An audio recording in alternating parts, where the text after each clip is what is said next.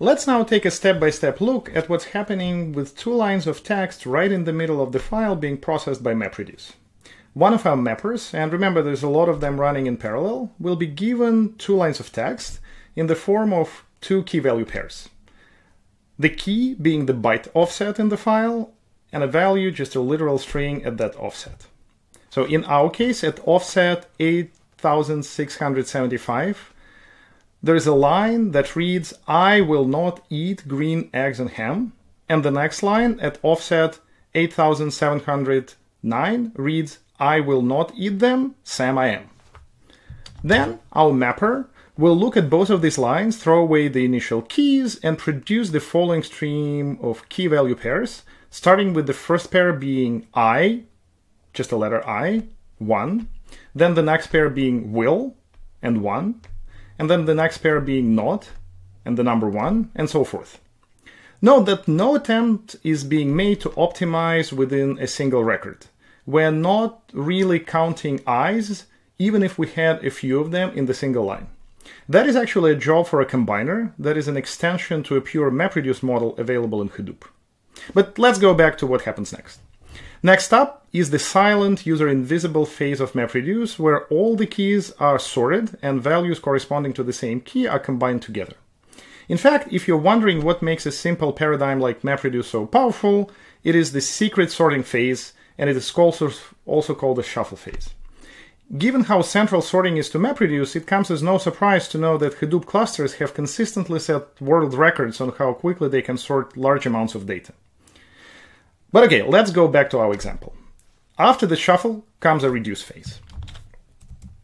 Each reducer is getting the result of the sorting phase. In our case, the key I has a vector of 3 values. All of these values are ones because we only produced ones in the previous phase. The key for eat will have a vector of 2 values, same values of 1, and everything else will have a vector of just a single value, again, value of 1. Once again, notice that the way we're constructing this is by sorting all the outputs of every single mapper and combining values corresponding to the same key into those vectors. This means that even if you had 3 separate mappers producing the key I, all of the values corresponding to that key, even coming from different machines in the cluster, will be aggregated into a single vector and given to a reducer. Then all that reducer does is sums up the keys and outputs a brand new set of key value pairs, with each key being the same as the initial key, in our case the word itself, and the value being the sum of all the values in the vector. Or, in our case, the number of times the word was seen in the text. Pretty neat, huh? Let's actually now go through the end-to-end example of how the MapReduce runs on an yarn-based cluster. The client submits a MapReduce job and points at a file sitting in HDFS. The name node can tell the client a map of all the data blocks in that file and also calculate splits, basically chunks of data that will be given to each mapper to work on.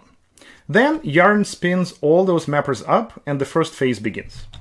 The mapper reads the file's blocks from HDFS line by line. So the lines would read like, "I will not eat green eggs and ham." The lines of text are split into words and output to the next phase, at which point we're basically dealing with those key value pairs you've already seen.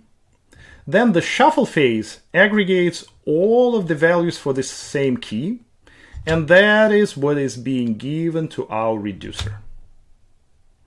Then the reducer kicks in, and all it has to do is to basically sum up all the ones corresponding to every single key, arrive at the final result, and the last step is just simply writing that final result to HDFS. So we started with a file in HDFS, and we ended with a different file in HDFS.